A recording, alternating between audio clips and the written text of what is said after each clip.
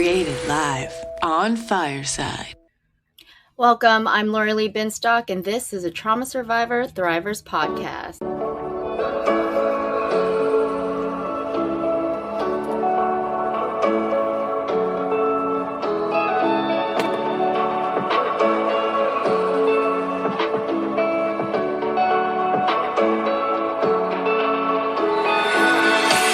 Thank you so much for joining me live on Fireside Chat, where you can be a part of the conversation as my virtual audience. I'm your host, Lorilee Binstock. Everyone has an opportunity to ask me or our guests questions by requesting to hop on stage or sending a message in the chat box. I will try to get to you, but I do ask that everybody be respectful. Today's guest is Melissa Lavasani, founder and chief executive officer of Washington, D.C.-based Psychedelic Medicine Coalition, the first and only member association focusing on advocating for psychedelics at the federal, state, and local levels of government. Prior to founding Psychedelic Medicine Coalition, Melissa was Chairwoman of Decriminalize Nature DC and proposer of Washington, D.C.'s successful 2020 ballot measure Initiative 81, the Entheogenic Plant and Fungus Policy Act. Inspired by her own experience of using psychedelics to heal her severe postpartum depression, Melissa led the Decriminalize Nature DC campaign to the largest ballot initiative victory in the history of our nation's capital. Melissa, thank you so much for joining me today. Thanks for having me. You know, this is the first time I've actually ever had someone in my studio, which now you know is a closet. I feel so honored. You should be. I would not let a lot of people into my closet, but I do consider you a friend. Yeah. I met you through this whole movement, the psychedelic movement. And actually, you have some news to share today. Yeah. We are launching a PAC, a political action committee. It's called Psychedelic Medicine PAC. It is a way to engage with everyday citizens on this issue. You know, the coalition is really focused on specifically the psychedelic ecosystem and bringing the industry that is coming out of that ecosystem to the Capitol Hill and getting them to advocate for changes in laws. But we found that it's really important to engage the American people on this issue. There's regularly there's stories in the media talking about and hyping up psychedelic medicine, but you know, getting people interested in this issue and getting them involved in the political process to put leaders in place that will, you know, get behind this issue in Congress and in state legislatures is really important. That's how, you know, elections is one way to exercise our voice in this country, and that is how we can really create change. As if current leadership is not supporting psychedelic medicine and the healing of Americans, and just like giving Americans a choice in the matter, you know, with our mental health care system being so in the situation that it's in, you know, getting people involved in the political process is just really important, and I think it's going to help us shift the stigma around these medicines with government. Well, you yourself was not someone who did quote unquote drugs, right? Right. And so this is kind of a surprising turn for you. This was what, 2019. Yeah, 2019. Yeah, 2019 is when I really found the solutions and stepped into this political process. Prior to that, I was a DC government employee. I was working in policy and budget, and you know, working at a hyper local level was super gratifying. It's like the things that I was working on, I could see and touch and feel in my everyday life, being a DC resident, and that was great. And I thought, well, this is, you know, I got my master's degree in policy. A few years before that, I wanted to do something that made Americans' lives better. I didn't know what it was specifically. I thought I would really go into foreign policy. And that's what my entire master's degree was about, was foreign policy. But, you know, I think there's a saying, you plan and God laughs. My master plan and to just be like a really solid public servant for the city of DC wasn't my destiny at all. Yeah, I was pregnant with my second child, working in what our version of City Hall in DC. It's called the Wilson Building, having oversight of various district agencies. I was pregnant with my second child. I was dealing with a really difficult pregnancy. I'd been an athlete my whole life. I've always been active. My first pregnancy, I had no issues. But my second one, I felt it was like he was like sucking my soul in a way. It was like, it was a very hard process. Like my body was just not working the same way that it did. I was, of course, a little bit older too, having children in my late 30s. And I had really terrible sciatica. So, being active was kind of taken out of the equation completely. I wasn't working out regularly. And because of that, I wasn't really engaged with my health in general. I wasn't eating properly. I was just kind of disenfranchised from the process when you're dealing with, and I had a little taste of what people who deal with chronic pain, deal with on a daily basis. And I see like that has a direct result on your mental health. And it got so bad that I was like crawling up the stairs at the end of the night when I couldn't stand up properly. I was not comfortable. And I had what they call antepartum depression. And it's not a very well-known term. I never even heard of it before this. Yeah, I've never heard of that. This is the first time I'm hearing about it. Yeah, I was going in for a regular checkup, and my regular physician was on vacation, so I was seeing somebody else. And she walked in the door and she was just like, "Hey, how are you doing?" I don't know what it was. Maybe it was like a female voice that, it was comforting or something. But like I immediately started crying and like I couldn't even articulate a word. And she immediately picked up her prescription pad and started writing me a prescription antidepressants. And she was like, "Just take this. You'll feel better immediately. You'll get off of this after you deliver the baby. Everything will be fine. This will help you through this process." Now, I knew that most likely wasn't going to be the case. I've had 2 friends now take their own lives while they were on antidepressants. I've seen other friends who have been on antidepressants of various kinds for 20 years. I've seen them struggle with tapering off of one and trying another one, and just the uncertainty that goes along with that. So in my mind, I was getting prescribed this drug that's supposed to help me, but I knew that it could have potentially harmed me even further. So, oh my gosh. So I took the prescription and I went home, and it didn't sit well with me. And I was talking to my husband, Daniel, about it. And he was like, "Well, if you're not comfortable taking it, like, don't take it. We'll just try and figure this out another way." But there's really, when depression kind of takes over, you lose the reins of your ship, and something else takes you over. And no matter what I did, nothing was fixing this, and it was just getting worse and worse. But I made it through the pregnancy, delivered the baby. He's healthy, happy, the funniest kid alive. But and I felt okay for like a week or 2. And then after 2 weeks, my health just like completely declined. I was in the most severe depression that I've ever been. And I've never had any mental health issues prior to this experience. Right.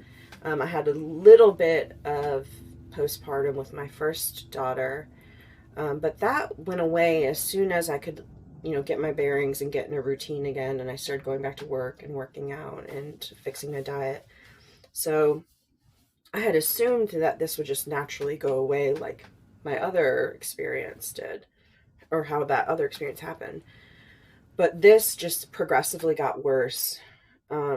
I was also dealing with paralyzing anxiety. I was having panic attacks on a regular basis. I had extreme paranoia. I never let my husband drive the kids around. Like if the kids were in the car, I was driving, is because I was convinced that he was, gonna make a bad judgment call. Like it was very strange, the places that my mind went. And then at the very worst part of my depression, I was hearing voices and experiencing suicidal ideation. So, and I believe that term, there's like a term for it. It's called postpartum psychosis. There's just like nothing is, very little data supports this. And, you know, we're not really given any resources. You know, you know this, your mom, after you have a kid, your baby has like 20 checkups, but you have your one checkup. Your doctor tells you you're cleared to have sex and that you're on your way. And like, that's the milestone for you. No one is regularly checking in on you. And, and for me, like, I don't have any family in the city. I have like extended family out in the suburbs, but like they're old and they can't really be as hands-on, like without somebody coming in and helping. It was really hard to kind of manage all this. And, so, and I was trying everything except for antidepressants. Okay. Yeah. That's what I was. I was the paranoia I had about antidepressants before this experience was just like completely exaggerated during my depression. Like, I was convinced at that point, if I had gotten on these drugs, that would be my imminent doom. I would take my life. Like, that would be the end of me. Mm-hmm. While if I was just dealing with my depression without the antidepressants, like I was experiencing suicidal ideation, but I felt like I was in control of that decision, you know? And whenever I was ready to do that, I would go ahead and do that. And it wasn't a medication that was altering my mind and, you know, making me worse. Right. Because it can. Yeah. I mean, and it can work for people as well. I've seen success stories out of this. But if there is another medication we can take and another therapeutic experience we can have that's extremely effective so far, is what we're learning. Like, why not explore this idea, like, in real life application for the American people? You know, it can't be, it's already proven that it's not worse than what we currently have as options. So I stumbled upon a podcast. It's actually a friend of mine who said he listened to this podcast with Paul Stamets, and we didn't talk to anybody really about our depression. Our friends were having kids at the same time. Everyone was like truly enjoying this experience, or what it seemed like.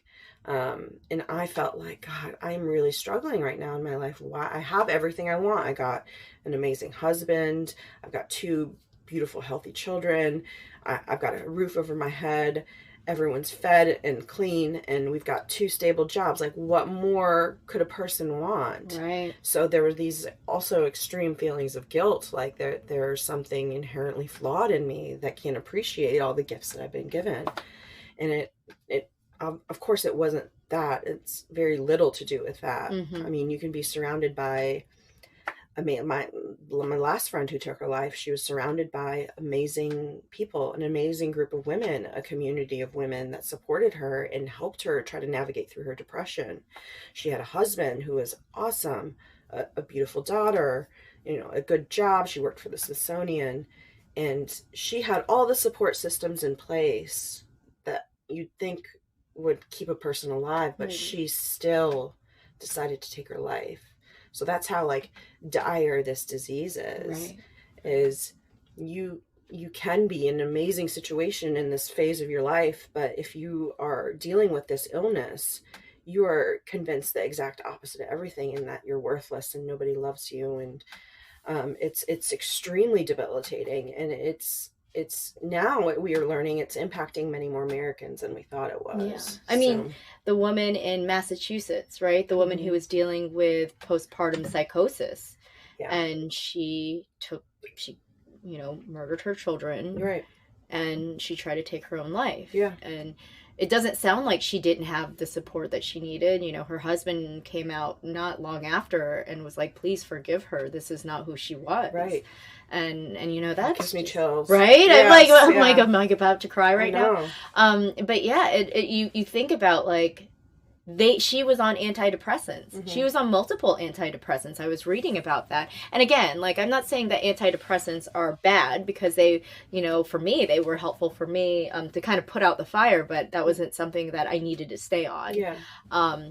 But like you said, like for her, she was on antidepressants, and the events that happened still. Yeah. So no one, it's very unclear what to do in this situation. Obviously, I feel like doctors are still not they still have no idea. Yeah. But you found a way. Yeah. Which I think we really need to explore more. Can you talk about how because you started microdosing from the podcast, the Joe Rogan. Yes. Yeah. Because of Paul Stamets. Mm-hmm. Can you talk about how you decided, how was that decision making? You heard this podcast, and what was your next thought? Like, I'm going to do it, or were you really hesitant? The next thought was more like exploratory. Like, okay, I've heard, and I did my own deep dive into the internet about psychedelics in general, especially psilocybin, because that's what Paul was talking about in that podcast. And I was like, well, how can I do this legally? You know, like, let's explore what the real options are here. I could apply for a clinical trial, which I did and eventually didn't qualify for. Right. Those are very hard to get into. There's very few spots available for people to get into that. And once you're into them, you still might be given a placebo. But then I looked at, there's retreats in other countries. And at the time, like, we have a growing family. We're two DC government employees. Like, I didn't have like $5,000 to blow on a wellness retreat for myself. You know, that sounded so, despite the dire situation that I was in, to get on a flight away from my new my new baby, my other child, my husband, and like go to Jamaica. It seemed like, surely there must be another way, you know? Right. Well, to do it illegally. Yeah, to do it illegally. Unfortunately. And we figured it out. So my husband went on Reddit and YouTube and watched videos. I think he grew up around mushrooms. Like, this was not a new concept for him. He's from northeastern Alabama. He was taught at 14 years old which mushrooms to pick off the cow patties. Yep. Him and his friends would go listen to music. It was a part of their culture there. So he was listening to that podcast being like, confirming everything. He's like, yeah, everything that he's saying is true. He's like, you're never hungover. You feel amazing. You don't want to do it very much. It's not like you're going to have like 7 days in a row out of a mushroom binge. You do it once, maybe twice, and you're good for a long time. So he's, at this point in time, we were in couples counseling because that was the only way I would go to therapy, is if he was literally dragging me there. Our marriage was suffering. I was a completely absent mother, like totally disengaged with my children, not knowing what was even going on at school. My nanny was full blown raising my son. And thank God for her, because she really filled in and was that emotional support for him. That I really credit her for him being such a great kid, because when I wasn't there, those years 0 to 3 are super formative. And they say, like, the more affection you give your child, the better you are, the better off they are as adults. They're more functional, they're more balanced. Right. And I was doing the very bare minimum. I was feeding, I was changing diapers, but there was not a lot of love that they were getting from me. So I had, and my husband filled in when he's has a social work background. He understands family systems. So he filled in where he could, where I was absent. So I had, at least my children were taken care of in that way. But at this point, we were so desperate for a solution that we were like, well, let's just figure this out from the underground, you know?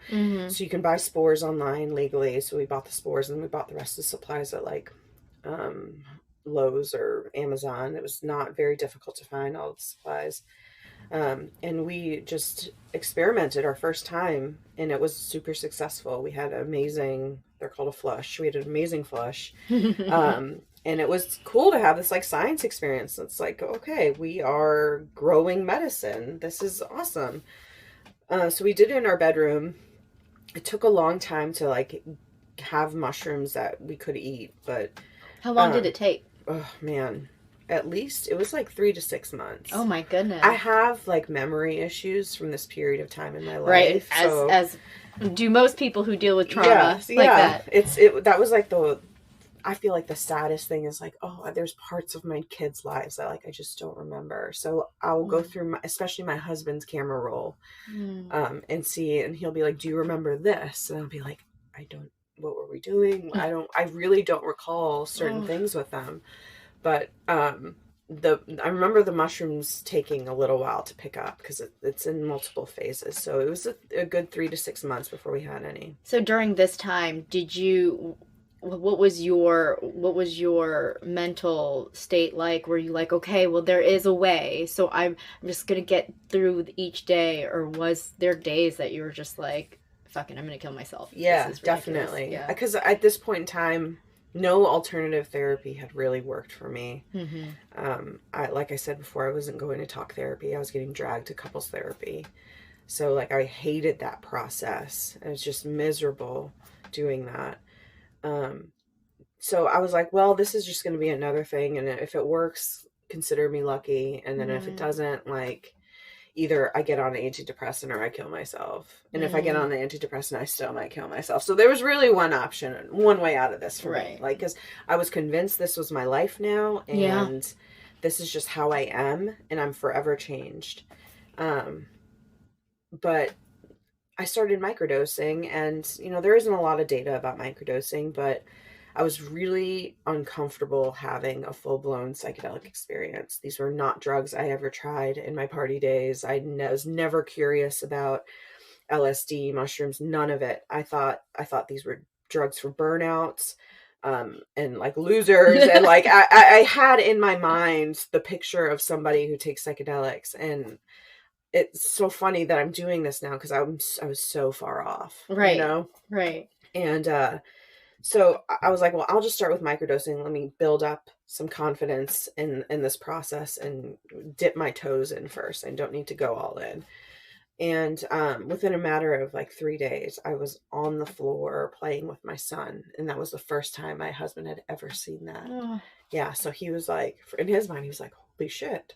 Like, my wife is back, the person I married, you know, and he always jokes around that he married me because I was quote unquote the normal one, you know. I was the steady girlfriend that was just like always there and never, you know, we never fought, and we had the most normal, healthy relationship I've ever had. And so for him to see this like tiny glimmer of hope, he got really excited for it. So, but I was still going through this process very cautious, and not getting my hopes up too high, because, you know, that disappointment, I knew it was coming for me. But I continued with the microdosing and was getting into a rhythm with life and was starting to feel good again. And then we run out of mushrooms. And I was like, okay, well, maybe I just don't need to do this anymore. But my depression started to creep back, and we tried to grow another flush of mushrooms, and it got contaminated. They can get contaminated very easily. Obviously, we're not doing this in a lab. Right. We're doing it in our bedroom. So we tried to create a sterile environment as much as you can, but you can't control factors. Right. And how does it become contaminated? Just something in the air that floats. Like whenever he was inoculating them, I think, you have to inoculate. So it's like a real process. It's a process. You were sent you syringes. You should have just gone to a farm in Virginia. I know. But then it's like, I've already got 2 kids and a job. And I don't have time to go like peruse farms in rural Virginia, you know? Can I just check out your cow pasture, sir? They know what we're looking for too. I'm sure they're used to it. Right. Yeah. So this was like, and this was a way to do it. And to us, it wasn't a controlled environment. No one knew we were doing this. We were 2 public servants. Like, my husband has worked in DC politics and has a very great network of people here locally. And we didn't want anyone to know we were doing this. So it wasn't a situation where like we were asking our friends around, who had mushrooms. I'm sure somebody did if we looked hard enough, but it was very hush hush. It was, first of all, no one really understood the gravity of what we were dealing with my depression. And then second, like, how do you ask your friends if they have a Schedule I substance that could like send them to federal prison for decades? You know, like, it's just, that's a question that not a lot of people want to ask. And so growing them was really the only option for us, and it was working for a really long time. But when we couldn't grow anymore, it became obvious I needed to have like a true intervention. And that's when I discovered ayahuasca. And that was through one of our friends one of like the 3 friends that knew we were struggling. And I say we were struggling, it's like I was suffering from depression, but my husband was definitely struggling with keeping our life together. Right. You know, that's a lot of pressure. Yeah, I'm the hub for the family. Mm-hmm. And if I'm not functioning properly, everything kind of falls apart. And that's just the roles that we play. Yeah. And you know, it was very hard on him, and I think that he is just now like getting out of like the post-depression spousal blowback that happens when somebody goes through something in a couple. But one of our friends who Daniel talked to frequently about what we were going through was like, she had her own experience with ayahuasca, and in my own deep dive of looking at psychedelics and what the landscape was like and why are they illegal, what's the history, why are our policies the way they are, what is the cultural history of this, I was somewhat familiar with ayahuasca, and I knew that it was something that people were doing in South America, and they're having amazing like benefits from it. People would eventually just go down to South America, have a week-long experience, and come back and feel like themselves again. But my friend was like, but this, like, you don't need to go to South America. Like, there's a guy I know, he travels around, and it's only by word of mouth. He's coming to New York City in 2 months. Just take a train and get up here. And I think that, like, I wouldn't have even gone on a train if it wasn't for the mushrooms getting me out of the very deep hole. So at least, like, I was in a place where I felt okay to pack my shit and like get on a train to New York City and go through this like extremely sensory experience of just like getting through New York City to Brooklyn, where this guy was hosting the ceremony. And you know, looking back, that was so incredibly brave of me, or like dumb. I don't really know, like if that brave, says anything dumb, about thing. Yeah. But no, I think you need to be a little dumb to be brave. Exactly. But yeah, I went to a stranger's apartment with 20 people that I had never met before, including the healer, and drinking a drink that he made himself, and I have no idea what's in it. I have no idea if it would test positive for anything. Like, we are in like the fentanyl days of our society, and we all need to be really careful what we put in our bodies, especially with illicit substances. But at that point, again, I've had a little taste of relief from depression, and I was hopeful that this could be the thing for me. Like with mushrooms, I was like, I don't know if this is going to work. We'll try. But and mushrooms and ayahuasca are very different. It's 2 totally different chemical structures. But I knew that they were the similar class of drugs. So I was very hopeful that ayahuasca was going to be what helps me. So I had a few ceremonies with that, and that completely transformed my world and allowed me to start building my life back. And I don't think without ayahuasca, or without that very big experience with psychedelics, I would have gotten there. But yeah, that's kind of what started this whole entirely new trajectory in my life with what I'm doing right now. It was a miserable experience. Like, it's not a recreational drug by any means. I don't know why anyone would just like want to take that to get like to party. It's for me, it was like physically extremely painful. And you vomit, you get diarrhea, you cry uncontrollably, you laugh uncontrollably. There's moments when like you just don't know, but it's doing something in your body. It's moving your energy around. It's all that stress and trauma that we store in our body, and we don't know how, but like we store it in places, like in some people it's different. In me, it was my gut. Like it all came out of my system, and I woke up the next morning, and it wasn't like I woke up being like, I am healed, you know, like, but as time went on and as days went on, I started to observe and like things would shift. Like my perspective would shift on things, and I would be like, well, this is something that's not good for me, and I need to change that. So I slowly started to change the things in my life that were not working for me. And to this day, still changing things in my life that are not working for me. And I really do credit the ayahuasca for that. Yeah, I feel like I haven't tried ayahuasca. I feel like it is in my near future. But I have heard that, it gives them the opportunity to make some changes that they were scared to make previously in their life prior.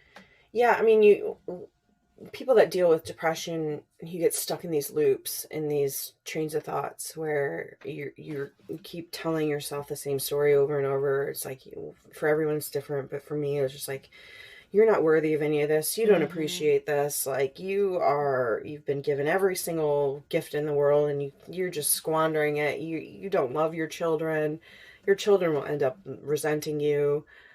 So you get stuck in these loops, and I found that the ayahuasca broke me of that line of thinking, and like it cleared the deck so that I can create new narratives about myself. See, that's what I need to do. Yeah. It's really powerful, and if you do the diet beforehand and you really take it seriously and you go in there with an open mind and you're willing, you understand that this is not going to be the magic pill for you, that it is on you to fix your life.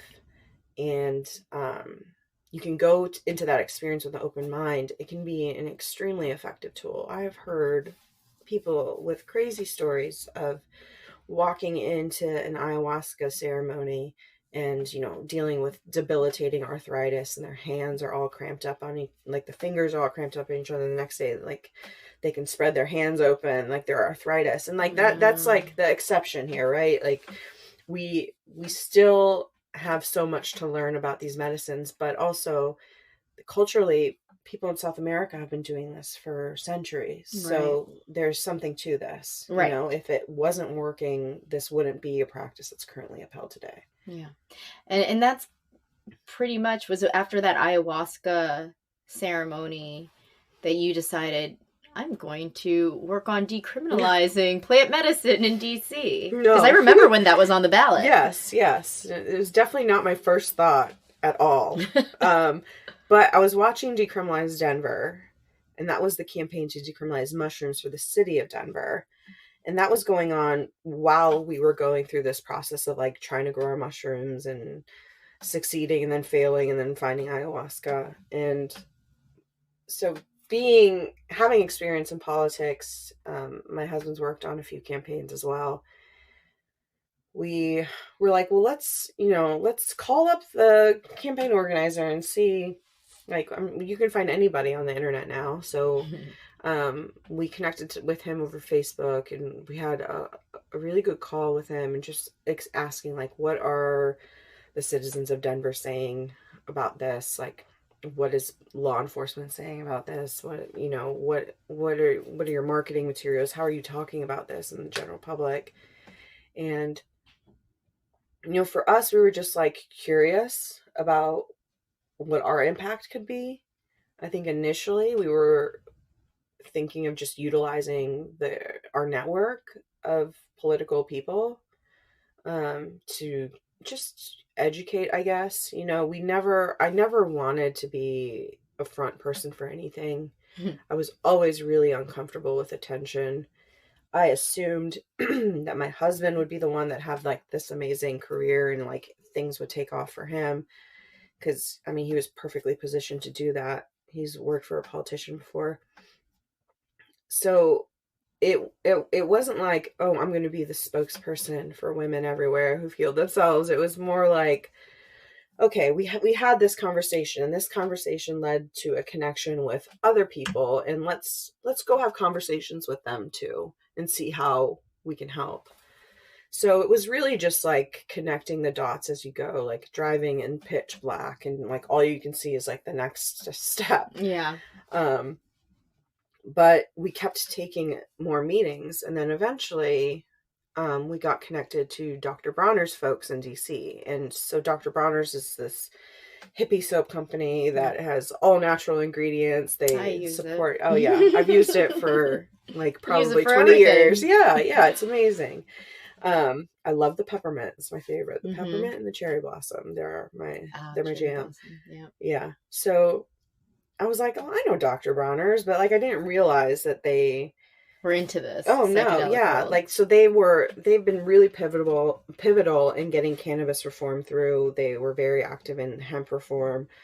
David Bronner puts a lot of money into causes that he really cares about, and a lot of that is regenerative farming and drug laws. They were the ones that were sponsoring the Denver campaign, and David is pretty politically savvy. He's got a team of people here that he pays to be their like social activation team. Like they will put together a protest, or they will try to engage with DC Council on issues that are important to them. Anyway, they were talking to Dave, the team here, and David were talking, and they were like, I think we could do this in DC. DC was at the forefront of cannabis reform. Why wouldn't we be at the forefront of psychedelic reform? Mm-hmm.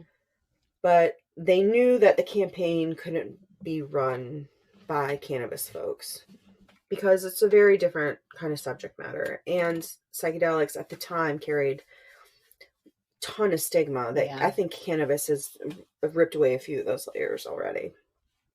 But they were talking to Kevin Matthews, the guy in Denver who got us our start. And Kevin was like, you need to talk to a couple that I met, Melissa and Daniel. Excuse me.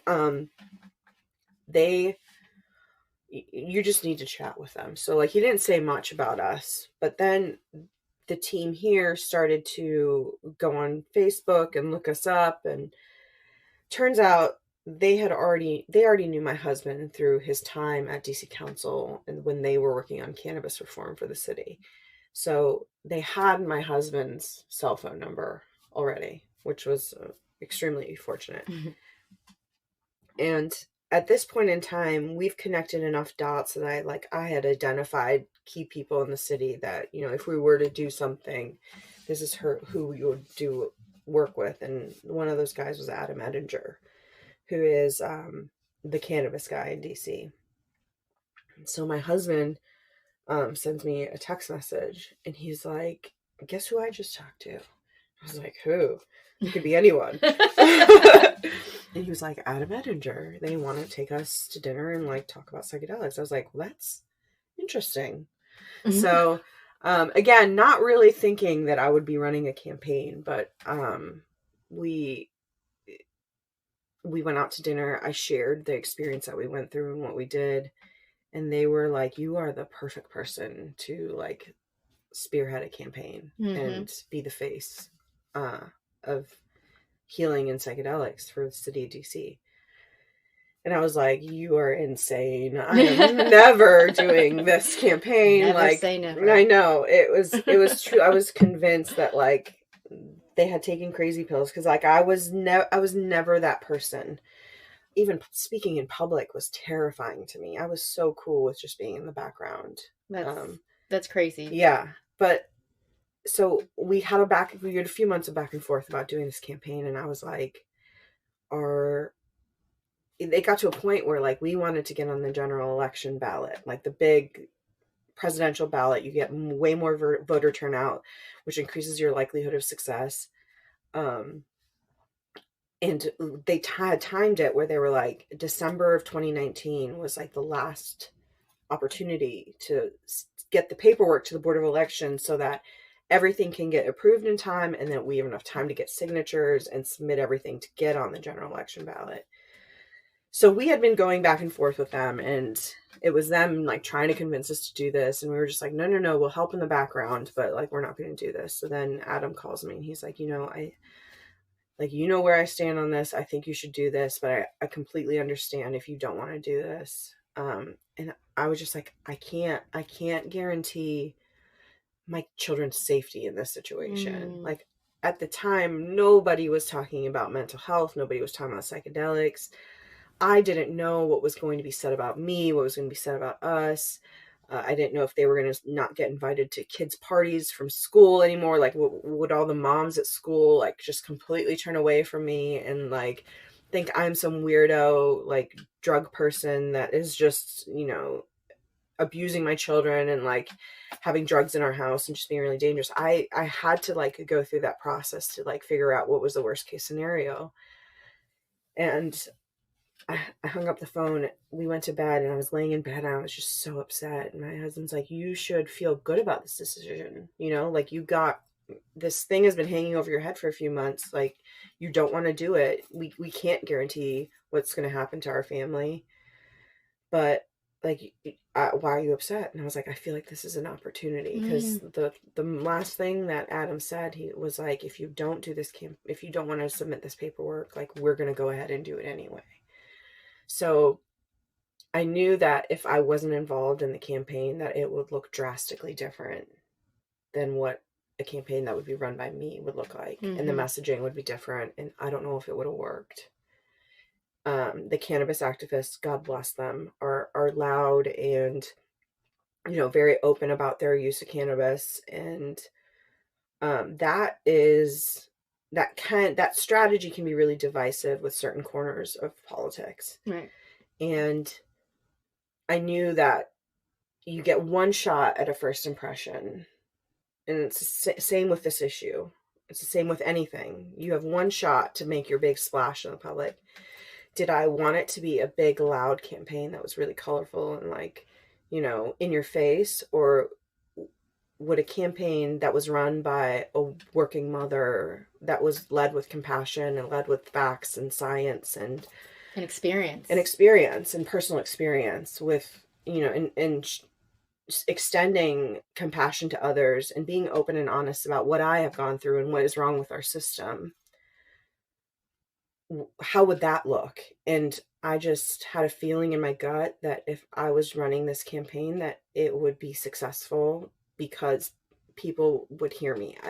And in my mind, it's like, well, if a person who, you know, had a supportive family, had, you know, no trauma in my life that was, like, truly super notable, if I was that close to taking my life, being the well-resourced person that I am, being the very privileged person that I am, I'm very fortunate to have the life that I've had.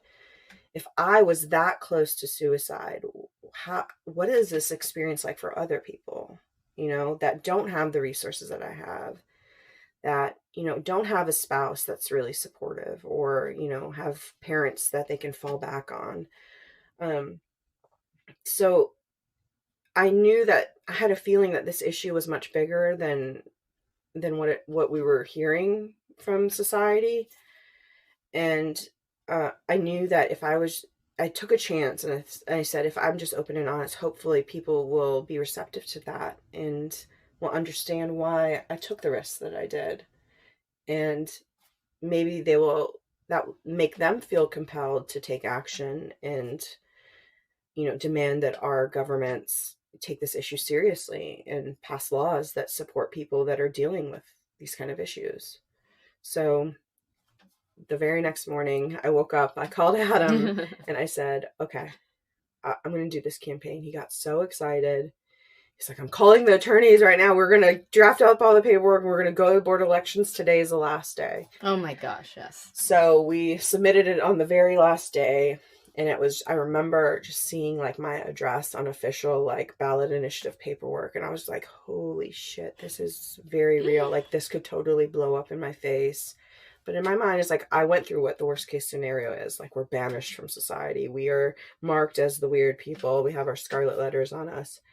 And, you know, and I told my husband, I was like, if that happens, we can just pick up and move. We've been in DC for 20 years. We've navigated through, you know, 2 recessions now. You know, we have really great work experience that we could just take somewhere else and no one will know who we are and we can just start over. So that was my consolation prize. It's like, okay, it's not the end of the world if this doesn't work out. At least I have my health, you know, at least I feel like I've got my life back. I can go and take what I've learned from this experience and just live somewhere else and live peacefully. But again, you plan and God laughs. So after we submitted the paperwork, we were about to get on a road trip to south where our families live. We were going to Alabama for Christmas. And I think that whole ride home, we were just kind of like, oh shit, what did we just do? Like, what is our life? Like, we were like, because as soon as we got back from the holidays, I was kicking off the campaign officially. So I knew when after the holidays was through, our life was forever changed in one way or another. And like, we didn't really talk about it with his parents. I never talked about this with my parents. They are not like, my parents are very cool in many regards, especially from like they're immigrants. So usually parents who are immigrants are like super duper strict and very protective of their children. So, like, they risk so much to create a new life in the US for their children. And my parents were pretty cool about things, but this, they would have been like, Melissa, you can't do this campaign. And I really think this will be a career killer for you. And you know, you've got 2 graduate degrees and you're wasting your career on something like this. And what's the point of doing this? Like, they wouldn't have understood this at all. So I didn't talk to anybody about it. I only talked to my husband about it. I talked to a few people that worked at DC Council off the record. And, you know, some of them were like, this could be successful, but I don't know. You know, it depends on how the campaign goes, you know? But it was definitely like we were walking into the unknown when we were getting back from the holidays. And, but it was a crazy experience, you know, like 2020 was a crazy year for me. I mean, for everyone, but I'm sure, especially for you. No, like, what did I sign up for? Yeah. But also probably one of the best year of my life. Like, I will never forget that because it shifted everything for me in a completely new direction. And I do feel like I found my voice, and a lot of these things that used to scare me, like public speaking and, you know, being on camera and, you know, having like 15 minutes of fame. It was just like having the spotlight on me was okay suddenly because it was so above and beyond any hangups I have, you know, like, oh, I hate the sound of my voice, or I hate how I look on camera. It's like I overcame all of that because I knew this issue was far too important than to be concerned with something so trivial as my voice or how I look on camera. You know? So I got over a lot of things, and I got a lot of confidence back in 2020. Because, you know, recovering from depression is a process. There's not like one moment in time where you're like, oh, I'm not depressed anymore. It's like very long and arduous process. Like, it's still something I work on to this day. It's a daily practice for me. It involves like being active and having my diet in check. I definitely like don't do it perfectly all the time. It took me a while to get to this point, even just because a lot of my time post depression has been in campaign or running a brand new organization in a burgeoning industry. And now it's like, this is my next phase of healing, really, is putting it into a daily practice and creating a system that works for me so that I'm never in that situation again. Because like one thing that has lingered is the anxiety, but I was managing it through like completely diving into my work. But then like in my idle times, it's like I would sit, my brain would still be running like 100 miles an hour. Because I was running a campaign while working full time too. So that was like a crazy thing. What did they think about you doing this? You know, because it's DC government. Yes, DC government. It's very small. So at the time that all this was happening, I also changed jobs, and I went from being at the hub at City Hall to being in an agency. So I was protected by a few layers of people, and also I wasn't going to the office every day when I wasn't seeing people and having regular meetings. So like I had this amazing cover where like I wasn't going to the office. We're all behind Zoom and teams. And, it never, I made sure that it never disturbed my work, which means I was working around the clock. I never missed a deadline. I ensured that my day job was good and that everything was taken care of before I did anything with the campaign. So, because I knew that if the moment that I would slip up at work, then it would be a problem. But if I don't give them an excuse to, call me out on something and my work product is good, that gives me good enough cover. So I was really fortunate with the timing of all this. Even though running a campaign with not having, especially a ballot initiative campaign where you need to get physical signatures by people. Yeah. Like that in 2020. In 2020. In the pandemic, yeah. Right. And that was sticky waters to navigate through for sure. And we had to change DC laws so that we didn't have to collect somebody's signature in person. That you could send the ballots to people's homes. So we had to kind of like weather a period of time that we didn't know if the campaign was going to continue. Like, we kicked it off and it was going amazingly well. We even shifted it online. We started doing whatever we needed to do, Facebook ads, Instagram, town halls. We did it all online. And the campaign was going well, but then we had this issue of actually getting signatures that we didn't know how we were going to get through it. So I had to very patiently wait while DC Council was putting together multiple emergency legislation packages to make sure like things don't just completely explode in the city. So like, protecting healthcare workers and making sure there's supplies. Like, I remember, like, I felt like I had to wait for my right time to make our ask. Cause like, we're just a ballot initiative campaign about psychedelic drugs. Like, I knew that it was not a top priority for DC to change their laws to adapt to our campaign. But we got some laws changed within the third round of emergency legislation that was passed by DC Council that allowed us for somebody to self-certify. So when you have when you're doing a ballot initiative campaign, you get signatures and you have somebody that gathers the signatures and they witness the person signing that it's actually them and not fraud as somebody just signing names for people. So there's like an affidavit and everything. So we had to change laws so that a person can self-certify that they've witnessed their own signature. So it's like kind of crazy. And we had to change the form. And my argument was that like, we can't let our democracy die in the middle of a public health emergency. Like, this is the foundation of everything that we're doing, right. The government must continue. And, there's elements of our democracy that must continue. Otherwise, we're not a free country. And it actually worked. Like, it was like the argument made sense to. It does make sense. Yeah. So, after that, we were off to the races. Yeah, and you led the most successful ballot initiative in the history of DC. Yeah. I mean... Yeah, 76%. That's crazy. Yeah. And now you are the political face, it seems, right? In front of psychedelics. You are just... Yeah.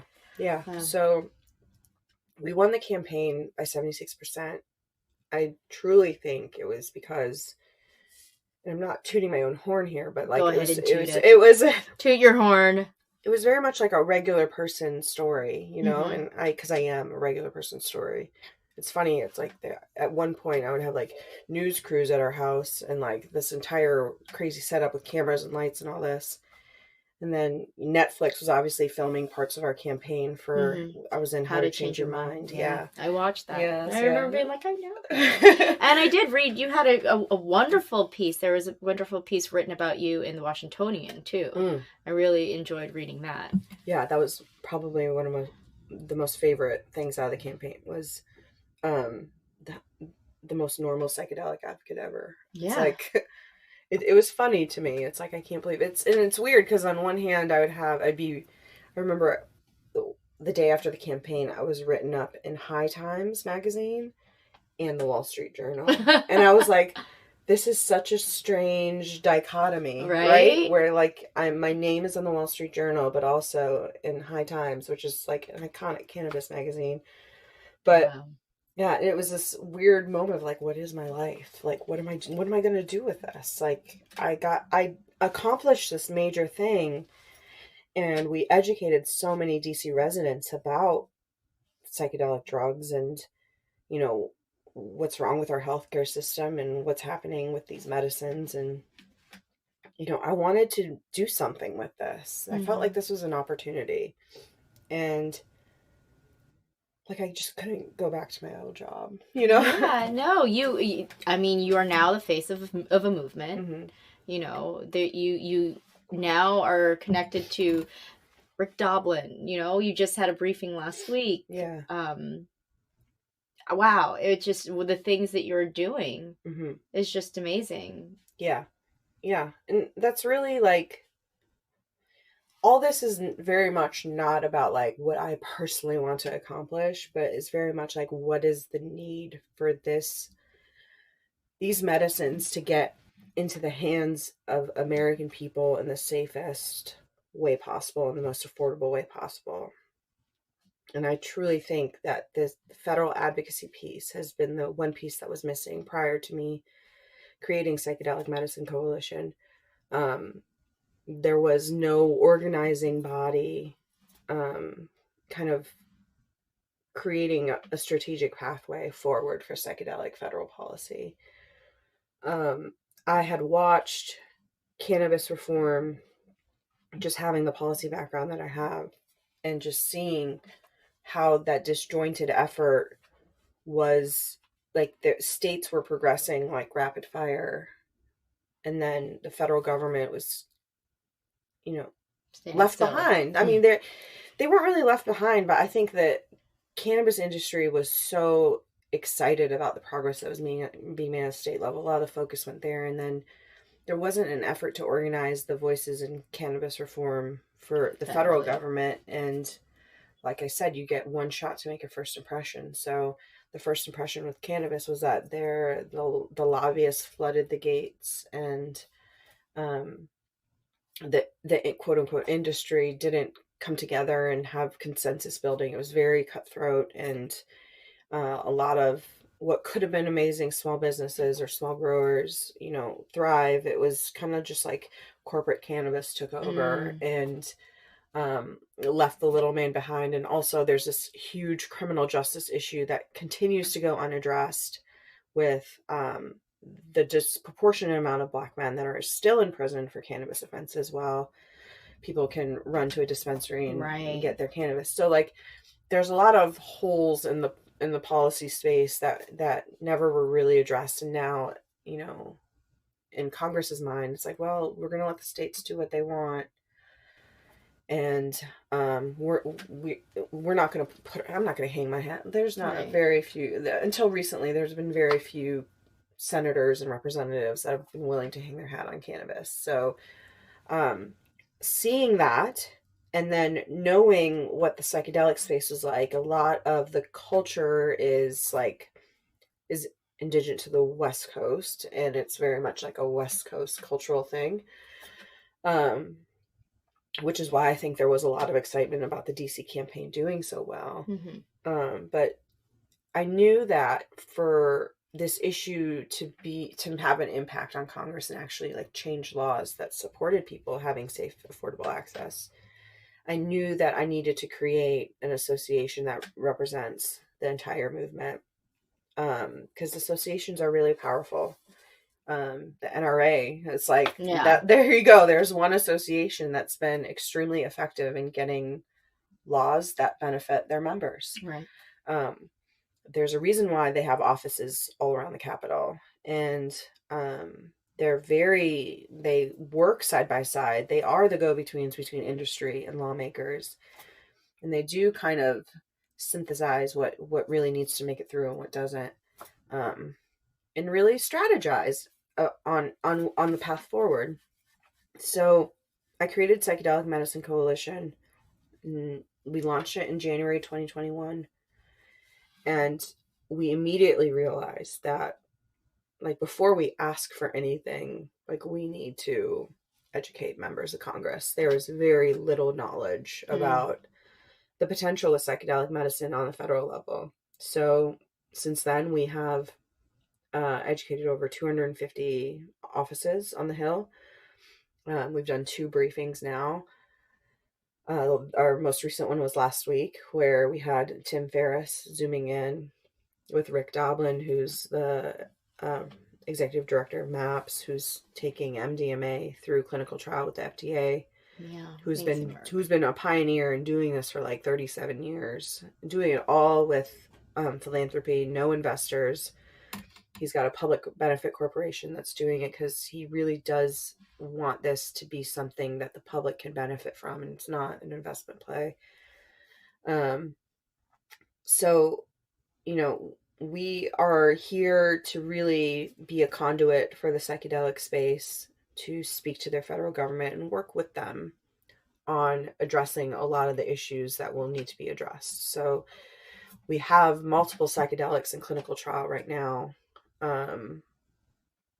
We have MDMA that's about to be approved. Psilocybin, Compass Pathways is taking psilocybin through FDA clinical trial. They will be approved probably a year or 2 after MDMA is approved. This is going to be a part of our system, absolutely. But what will this look like?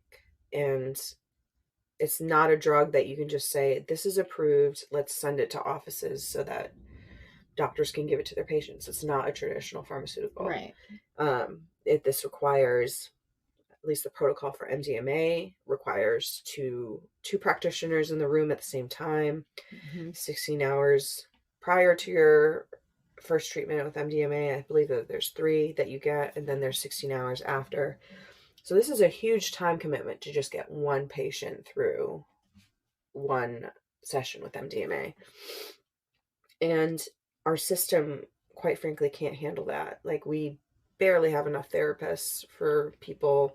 A lot of this work is not reimbursable, so people don't want to do it. You have to pay out of pocket for it. Yeah, that's a problem. There's a huge lack in therapists of color that can speak to different demographics of people. If we've got people that are dealing with racial trauma, they do not want to go to a therapist that looks like somebody that has inflicted racial trauma on them. Like, it's you're so vulnerable in these moments, and the things that you're dealing with are so deep that, you know, you got to ensure that somebody's comfortable, or otherwise it can be a really bad experience and it can have like negative effects on somebody. Exactly. So it needs to be handled with care. Yes, a lot of care. Absolutely. This is a completely different paradigm that we're trying to insert into our very rigid healthcare system that does not have a mind-body connection angle to it at all.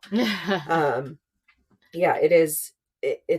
There's a lot that we need to address, and, you know, our coalition can be really effective in doing that, with bringing people together and getting the policymakers to understand that this is not a political bomb that you're taking on. This isn't going to be brought up in your re-election campaign, because that's really what they care about. Right. They are lawmakers when they're sitting in Congress, but ultimately they're a politician, and they have to keep their job. They have to cater to their voters. Yeah. So they are very concerned with getting behind issues that would impact them negatively. And, you know, it's just figuring out what they care about and what they've gone through in life, and like finding a way to wedge a story related to psychedelics in there, you know. And the first like crew to lead the charge in this are veterans. So I think everyone is kind of on the understanding that, you know, if we could bring 2 polar opposites on the political spectrum together on this issue, this can be really effective and powerful. It's like the one thing that people on the Hill have been bipartisan about is psychedelic medicine. So veterans are a very specific demographic. They garner a lot of compassion. They've sacrificed a lot for our country, and they've really been dealing with like a terrible situation with the mental health post-war. Right.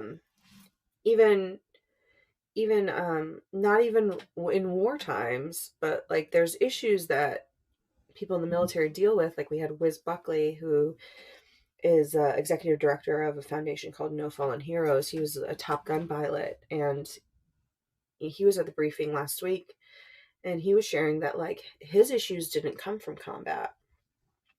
None of them did.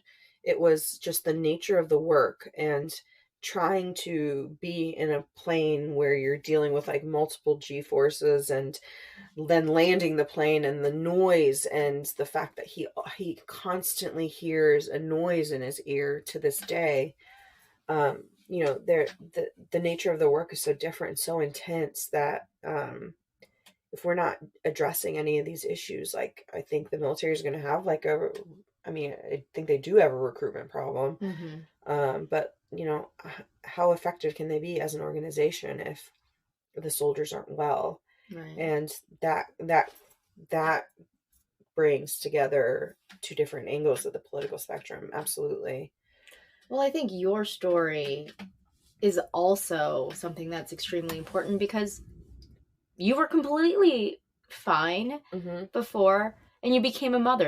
And for women, I think it's also hard for them to really want to dive into psychedelics. I know that there are a lot of articles now coming out that like, oh, moms who mushroom, or, you know, which I think is great because I also microdose and it's very effective for me. But I think your story specifically, especially because a lot of women do deal with postpartum depression and don't know what to do next. And postpartum psychosis, which, you know, obviously we can, you know, and we've seen can be such a big issue. Oh yeah. It's tragic. And I don't know. And that's kind of what this whole thing has brought up for me, is that like, there's just so little focus on women's health, you know, and like the psychosis piece of this is like, when in American society did we see a mother harm her children and think that she's of sound mind and she's a bad person? Right. You know, and not look at it through a lens of, oh God, there was something wrong with the situation that she was in, whether it was her brain failing her, her body failing her, the system failing her, you know, like I don't know when we've lost focus of, you know, giving a shit about moms. You know, I felt very alone in my process of doing this. I mean, like I've said, it was me and my husband trying to figure this out. Like, I didn't feel comfortable talking to any medically trained person about the fact that I was thinking about taking psychedelics, or I was taking psychedelics to help myself. Like, I knew that they're not trained to see that as a medicine. You know, we are trained as a society to see something like psilocybin mushrooms and LSD, you know, that is a party drug. Right. And that when you have children, like, there's more on the line, and that is a huge risk coming out and saying that. So it was very much a private battle. I was frustrated at like the medical system that was available to me. I was told there was only 9% of women experience postpartum depression. Just looking anecdotally at my friend group, it's like, no, like it's way more than 9%. Like, you know, and also like some of the depressions, like, oh, it's just hormonal changes, baby blues. It's like, yeah, that may be true, but like that doesn't help a woman who is struggling. Right. You know, just to tell her like, oh, here's a drug that you'll have a really hard time getting off of, or it's just baby blues and it'll pass and you just need to weather this storm. That's like extremely frustrating. And it was frustrating. I was frustrated at the fact that like no one was checking on me. Right. You know, I think that is another huge issue with postpartum depression. And, you know, it's very unlikely that the mother is going to go seek help. She has a ton of stuff happening. Yeah. You know, especially if she has a second or third child. Oh, yeah. Like, so your whole life changes. Oh, I'm going to drop everything and go to therapy. Maybe that'll work. Yeah. And like the mountains of money that you're spending on childcare, especially in a city like DC, it's like, okay, at the time I could have benefited from weekly therapy. That's what, best case scenario, $300 a week. Yeah. Maybe you could find somebody cheaper, but assume it's $300. It's like $1,200 a month. Like, that's a lot. That's a lot of money that you're really be investing in our moms. Yeah. Like, we should be investing in our moms. We are a hub for our families. we create life in us, and that's magical. And that comes at a price that we're willing to accept if there are resources around us. You know, I am willing to go through the changes that my body goes through to bear a child. I've been through the identity crisis. You know, I've been through the mental. Like, I think it's all worth it for my family. This is something I've always wanted, but what I'm frustrated with is the fact that no one gives a shit about moms, and like there's very little medical research out there that benefits us and is specific for us. You know, and I think at the time I had an IUD put in because I was like, I really don't want to get pregnant with my third kid. If I'm in the situation that I'm in, I was like, give me the most like thoughtless birth control that you can give me. And I was assured that this new IUD that they created was very little hormone absorption, so there's not a lot of effects on the mood. My ayahuasca experiences that's when the thought post ayahuasca was like, take out your IUD. It's contributing to your depression. So I deep dove into this, and I found out that the particular one that I was on was banned in the UK, and there was a bunch of anecdotal evidence about women that had a history of depression that get into depressions with their IUD. Some of them have committed suicide. So like I made this discovery. I was like, what? Like, but I believe my doctor believes that this is safe. But right. Her intentions are good. But how much knowledge is there? Yeah, it's like, what do we really know about these things that get approved by the FDA? Like, is it all like based on data and science, or are there political factors in there? Is it however much you spend on lobbying Congress to make sure something goes through? You know, like our system is just so jacked that like for me, like going through this experience and feeling that like having amazing health insurance through DC government and like feeling like I don't have enough resources was extremely frustrating. So if like, that's kind of my goal with all this, is like not only to get these medicines in the hands of Americans and have them safe and affordable, but like also let's talk about the issues that we never talk about. Let's talk about improving our mental health care system. Let's like do research on brain degenerative diseases and seeing like, we have these tools, like let's apply them in ways that we think they can be really helpful for people.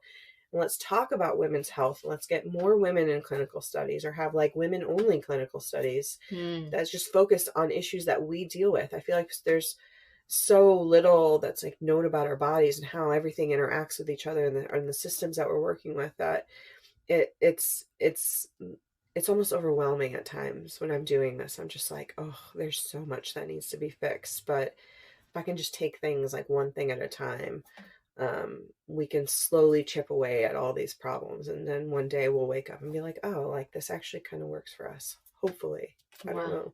You are leading the charge, and I'm so grateful that you are willing to talk about it with me. So is there anything you like to add, like a short note that you would like to? I could talk to you literally all day long, and if I didn't have kids to pick up, I would literally try to. I know. But yeah, is there anything you'd like to add? Yeah, no, just check out our website, psychedelicmedicinecoalition.org. Also, I have it hasn't officially launched, but tomorrow I am launching the Psychedelic Medicine Political Action Committee. This is a PAC that is going to elect leaders that believe in science, and we're really hoping to engage with the American public with this. We're going to run a national PR campaign and do a bunch of great messaging out of this. So if you want to get involved, just reach out over our website, and you can find all of that on the Psychedelic Medicine Coalition.org or the psychedelicmedicinepac.com. Awesome. And I'll put that in the show notes so everyone knows where to find that. But thank you for joining me in my tiny closet, for closet confessionals, I guess. Bigger than my closet. we could have our own show. Yeah, we could. Well, thank you so much. That was Melissa Lavasani, founder and chief executive officer of Washington, D.C.-based Psychedelic Medicine Coalition. For more information on Melissa and the Psychedelic Medicine Coalition, you can click on that scrolling fortune cookie right there in the middle of your screen. Also find it in the show notes. March's issue of Authentic Insider is out. Check it out at traumasurvivorthriver.com. That's traumasurvivorthriver.com. You can also listen to episodes of this podcast there. If you haven't already, please subscribe to my email list. Again, that's at traumasurvivorthriver.com. You can get Authentic Insider magazine in your inbox monthly. Thank you so much for joining me today. Join me live next week, March 22nd, when I speak with Dana Corcoran with the Sisterhood Against Sexual Assault. We will be discussing sexual assault and prevention awareness. You've been listening to a Trauma Survivor Thrivers podcast. I'm Lorilee Binstock. Thank you so much for being a part of the conversation. Take care.